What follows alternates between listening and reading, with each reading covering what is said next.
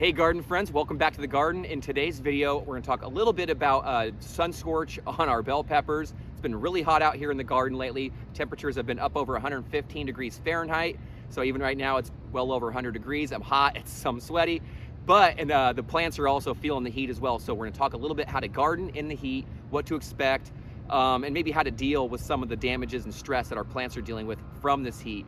Today's video, we're talking all about bell peppers mainly. I'll show you some close-ups of what our bell peppers look like and what this current situation is. So let's get right into it. So I wanted to start off by showing you some of our peppers we're growing here. We've got the New Mex Lemon Spice Jalapeno. They're looking great. We've got some Serranos back there all ready for harvesting, both green and red. And the plants are doing awesome, even with these pumpkins intruding on them. They're still doing pretty good. Well, luckily for them, a lot of that fruit hangs below the leaves, hangs down, and is well protected from the direct sun. As opposed to some of the bell peppers that we're growing out here. Ooh, look at that basil. Oh, I've been cutting and harvesting that over and over again this summer. So we've had some issue. You can see some distress on these plants right now. Just for so we've had temperatures consistently well over 100 just recently, over 105, 110, even over 115 degrees Fahrenheit. And so here's some of the damage that you get from that. And so you can see the plants are stressed. You can see there's cupping of the leaves, and they've stayed irrigated during this time. I try to give them a nice deep soak periodically. Give some time in between for it to dry out a little bit, but they've always had constant access to moisture, in my opinion. Hey, buddy. And so you can see here that they are just burnt up. They are roasted. That's some sun scald. Let me pull that off a little bit and show you. So you can see right there, looks almost like blossom end rot when you see it on tomatoes, but it's different. This is just a sunburn. This is where this side was exposed to direct sun. Where my back is facing towards the sun. So this is basically the side of the bell peppers that just get blasted by sun, and you can see look at all the stress right there. So one thing I probably should have done is leading up to our heat wave, I probably should have just harvested as many of the bell peppers as I could, especially the ones that I could see in direct sunlight. You can see even some of the leaves have been damaged and are not looking so great. And so the stress is setting in, but not all is bad. We still have some healthy growth. You can see even with the heat, there's still plenty of bell peppers that are happy. So it's not necessarily that the heat by itself, it's the heat plus that hot sunshine just burning in on them. Like, it's almost like me if I go out onto the beach for too long, I'll get sunburned as well. And so these bell peppers kind of show that. I've noticed it on even some of our citrus. We have some developing oranges that are showing some sunburn. I just noticed some tomatoes this morning that have it as well. And so one thing you can do is, if you know a heat wave's coming, that's really gonna, and if you've had this problem in the past where you have your plants and they're in full sun and they're susceptible to that burning, just like I said, I probably should have made some time to come out here. Look how beat these are up. And what's interesting, then you'll see they get more susceptible to insects and pests when they're at this stress level. So I'm gonna have to come in here and clean these up. I'll pull all the old fruit off. We'll give it to the worms. We'll chop it up. I'll clip out any dead material. Maybe catch them in the morning and give a nice shot of some horticultural soap. And then go from there just to take care of any, because oftentimes I've noticed when our plants get really stressed, that's when the bugs move in. And so not always, but that's just when you have a stressed plant, the plant is a little more susceptible. It's like having your immune system go down in a way, where if your immune system goes down, then that's when invaders come in and you get sick, things like that. So very similar in a way. We don't want these plants to get sick, even though it's September and our warm season, although it's hot as can be, our warm season will be coming to an end soon enough. And so I want to take care of these plants to try to get one last push of harvest off them. I've been eating these all summer, harvesting them, giving them away, giving them to students, giving them to staff. It's been fantastic. You can see right here, so there's still some life left in these. Like I said, it's still warm. I mean, we have temperatures 100 degrees, so they'll probably go up until about mid-October. Sometimes you can force them a little longer. I know some folks will baby theirs, and especially if they're in containers, they'll move them around the yard and try to get them to go as long as they can. And some locations, you can grow these dang near year round if it's warm enough. But here we definitely have some seasons. So usually by about early to mid-October is when I'll start kind of pulling these out, maybe even sooner if some of them don't perk up. But like I said, I do want to get another push out of them. So what we're gonna do is we're gonna get in here, we're gonna pull all these out, clip out any dead material, and like I said, I'll come back in the morning when it's cool, give them a nice light spray of some horticultural soap, and that'll kind of maybe help take care of any insects and insect eggs that are coming in there and causing problems.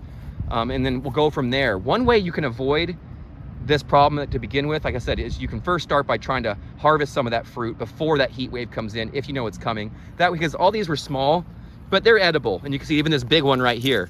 Look at that. Oh, just beat up, right? And so some people will actually just cut that part off and then they'll go for the good part. Here, let me give it a bite. Yeah, still good. So, and there are some that are like, they're more mature and have just like a small little sunburn. They're good to go. Just cut that out. Some of these smaller ones, they're probably destined for the compost bin, which is fine. But if you didn't get to them early on enough, then you just got to compost them. To avoid this to begin with, you're going to want to, you know, protect them in these extreme heat waves if you can. I know some home gardeners will use shade cloth. They'll even use some row covers. They'll use their canopy from their patio. The trick is just, if you want to provide some shade, that's great. Just don't pin it down. You don't want to trap that hot air in with them. Look, here's some other plants, other peppers we got going. Look at these habaneros. So even these habaneros can get a little sunburn. You see they went from orange to like white. So one thing you can do is protect them as much shade as you can in that hot part of the day. If you can't do that, if that's an impossibility, planting them a little closer in double rows can be helpful, or having something taller. So to my left, your visual left as well, you know, this is the end of my garden right here. But sometimes when I plant into the interior, what's nice is we have rows 3 feet on center, and so sometimes we'll have taller plants like those tomatoes, and then you can put peppers on the opposite end. And so when you have that late afternoon sun, they do get a little bit of shade from some taller plants. Sometimes you can do this with you know, trees that are a bit more mature, or they're already in your yard, or you can plant something that will get a little bit taller to shelter them out. But basically, if you can provide some shade for them when in the hottest part of the day, that can be really helpful. These are full sun plants, so they do want full sun typically, but they like it, you know, in mid to high 80s. That's where they really thrive. Is when it's warm, not hot. Just like a lot of us, we like that warmth, but we don't love the extreme heat. At least not most of us. So this can be somewhat avoidable. It's not the end of our plants. Like I said, we'll clean them up, we'll get them fertilized. All right, so as I was recording this video, I have had to come back another day. Actually, my camera shut off due to the heat. It was well over 100. It was getting really hot out here, and just having my camera on, it was just too hot for it. So it actually shut down. You can see I've done some work in here. I've pulled off all those burnt and wasted all the fruit on there, the bell peppers that were sun scalded and burnt. They're gone off to the worms. But you can already see the plant is actually putting out some new growth where it had some damage. So you can see some new growth shooting out, emerging. Here's a good example right here. Oh, come on, baby. And so, like I said, I've cleaned him up. I'm probably gonna give him a light spray of some insecticidal soap early in the morning. What a difference a week makes. So when I first started filming this video a week ago, it was so warm out here, and it basically was like over 100. I think later that day it got to be 115, 116. And so now it's in the low 80s, and it is feeling so much better. I mean, working out in the garden feels a whole heck of a lot better. Our plants are liking it. There's, you know, like I said, we got about another month or two of maybe two, maybe about a month and a half, month or so of some more bell peppers. I'm gonna try to keep them going as long as possible. I have noticed some spider mites on a few of them, so like I said, I'm gonna get those taken care of, and that'll help them out, and we can maybe get a final push to maybe see if we can't get one last good harvest out of these bell peppers.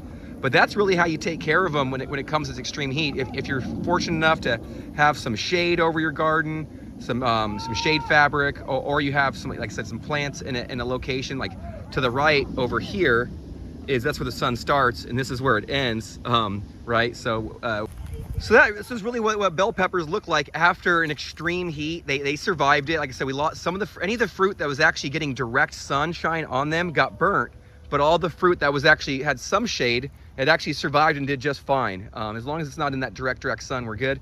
You can see some more blossoms coming, but really that's all there is to it. If you can get some shade to your plants on those extreme weather days, if you really don't want to see them go into stress or have any lasting damage, you can do that. If you're not too worried and you're like me and you got them in full blasting sun, and you just realize, hey, that, you know, sometimes the weather, you know, works out well, other times it can be a little extreme. And so you kind of let your plants suffer a little bit, and if they can make it through, then you're good to go. Ultimately, you just want to baby them as best you can with proper watering. Here we do the drip irrigation, so they get nice deep but infrequent watering, so they're not inundated with water, but they never go fully dry. We've added a lot of compost to the soil. We feed organically, so having healthy, rich soil that has a lot of organic matter and that has good water holding capacity, it's well drained, that can be helpful to just keeping your plants healthy, whether it's they're stressed out from the heat, the cold, what have you. Having good, nutritious, healthy soil is a great foundation for a healthy plant that at least allows most of them to overcome some of the obstacles and difficulties. But that about does it for this video. Like I said, the weather's getting better, so I can almost taste fall in the air. I'm so excited. So like I said, we're gonna stretch out our summer harvest as much as we can, but of course we know that fall is on the way, and so we're gonna try to enjoy our peppers, our tomatoes, our eggplant, and everything as long as we can. But pretty soon, the cool weather will be upon us and we'll get to rip all these out and restart our garden again, which I cannot wait. It's gonna be exciting. You can see here to my right, we've got tons of plants still in the ground, so they're still going strong. But I'd say their time is coming near, time to get as much out of them as we can. And so I hope you're doing the same in your garden, friends. Happy gardening to you all, and please never stop growing.